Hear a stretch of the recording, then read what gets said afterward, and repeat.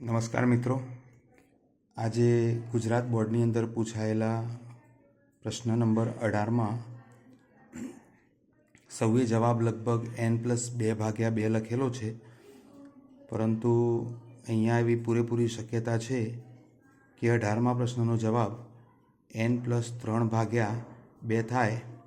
અહીંયા આપ જોઈ શકો છો કે પ્રથમ એક સંખ્યાનો મધ્યક 2/1 એટલે 2 થાય।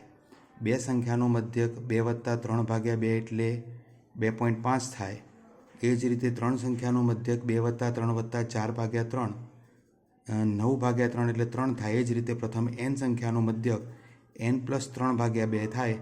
અહીંયા તમે ઉદાહરણ તરીકે આ પ્રથમ 5 સંખ્યાઓ 1 2 3 4 ને 5 સંખ્યાઓ, એટલે અહીંયા તમે 5 + 3 8/2 કરો એટલે 4 થાય। અને આપણે અહીં ગણી જોઈએ 3 ને 2 5 ને 4 9 ને 5 14 ને 6 20 20/5 એટલે પણ 4 થાય।